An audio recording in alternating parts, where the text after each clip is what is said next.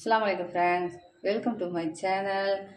இன்றைக்கி பார்க்க போகிறது சப்பாத்தியே இன்றைக்கி டிஃப்ரெண்ட்டாக செய்யலான்னு முடிவு பண்ணியிருக்கேன். அதுக்கு தேவையான பொருள் சப்பாத்தியை நீட்டு வகையில் கட் பண்ணி வச்சுருக்கேன். அதுக்கு 2 வெங்காயம், பெரிய வெங்காயம் சின்ன சின்னதாக நறுக்கி வச்சுருக்கேன். தக்காளி 1, கருவேப்பிலை, மல்லிக்கீரை போட்டுக்கலாம். உங்களுக்கு தேவை இருந்தால் கேரட் கூட இதில் போட்டுக்கலாம். ஒரு முட்டை எடுத்து வச்சுருக்கேன். சரி வாங்க ஃப்ரெண்ட்ஸ், அடுப்பில் கடாய் வச்சாச்சு.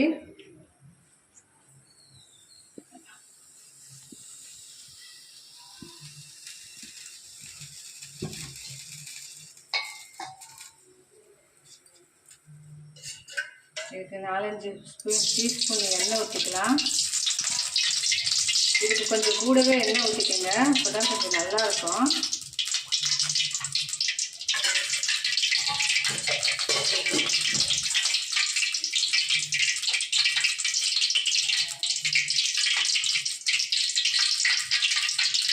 அதுக்கப்புறம் வெங்காயம் போட்டுக்கலாம்.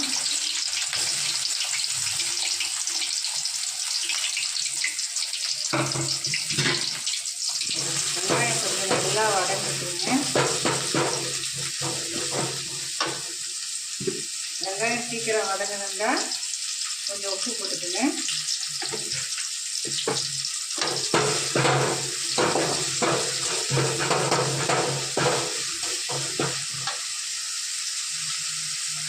வெங்காயம் நல்லா வதக்கிடுச்சு.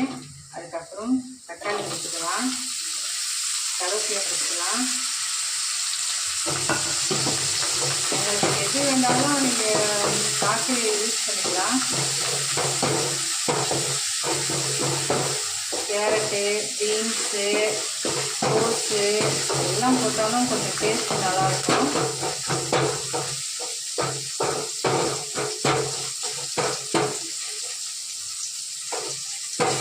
தக்காளி கொஞ்சம் நல்லா வதங்கணும்.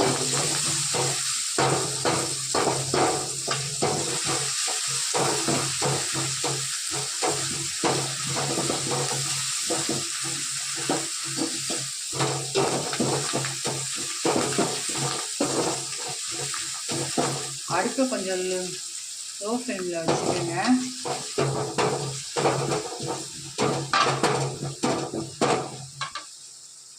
தக்காளி வதங்கினதுக்கப்புறம் கொஞ்சம் இஞ்சி பூண்டு விழுது போட்டுக்கலாம்.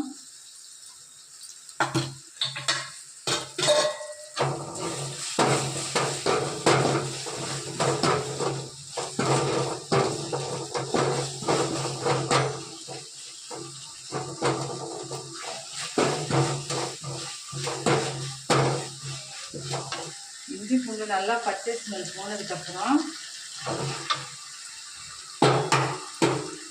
முட்டையை உடச்சி ஊற்றிக்கிங்க.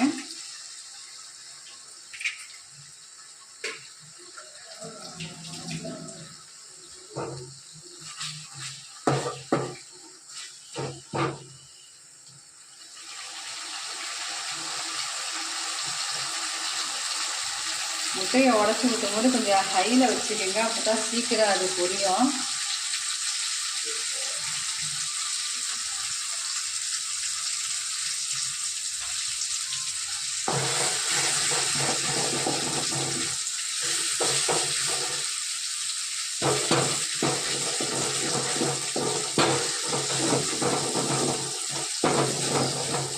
நான் இன்னைக்கு ஒரு முட்டை தான் போட்டிருக்கேன்.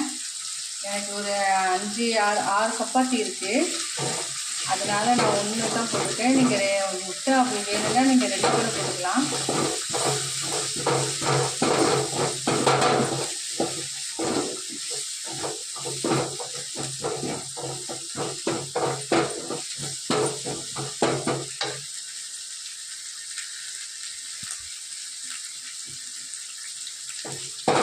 முட்டை நல்லா ட்ரை ஆகிடுச்சு. அதுக்கப்புறம் மஞ்சத்தூள் 1/2 தேக்கரண்டி, மிளகுத்தூள் 1 தேக்கரண்டி,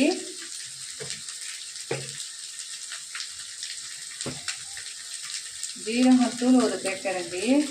அடுப்பில் லோ ஃப்ளேமில் வச்சுக்கோங்க மசாலா போடும்போது, இல்லைன்னா தீஞ்சிடும். மிளகாய்த்தூள் நான் ஒரு தேக்கரண்டி தான் போட்டிருக்கேன். உங்களுக்கு காரம் வேணும்னா நீங்கள் 2 கூட போட்டுக்கலாம். இது நல்லா வதங்கினதுக்கப்புறம்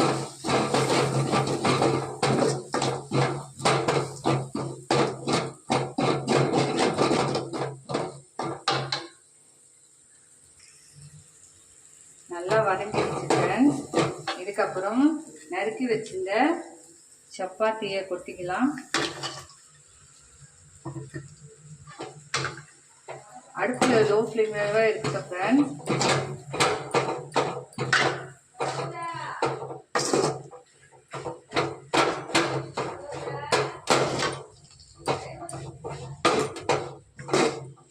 அதை போட்டு நல்லா வதக்கணும்.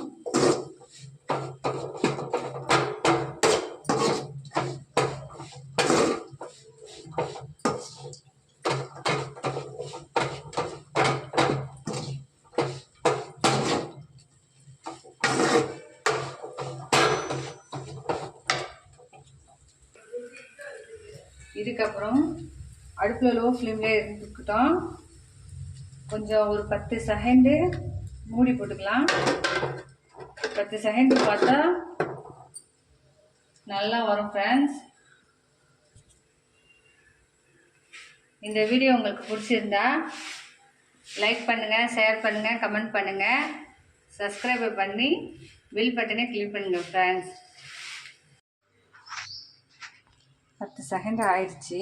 அதுக்கப்புறம் ஓப்பன் பண்ணி பார்க்கலாம்.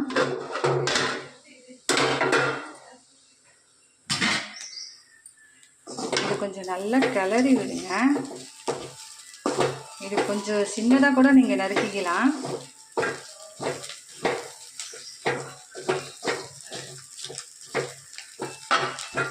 அவ்வளோதான் ஃப்ரெண்ட்ஸ். இந்த ரெசிபி உங்களுக்கு பிடிச்சிருந்தா லைக் பண்ணுங்கள், ஷேர் பண்ணுங்கள், கமெண்ட் பண்ணுங்கள், சப்ஸ்கிரைப் பண்ணுங்கள் ஃப்ரெண்ட்ஸ்.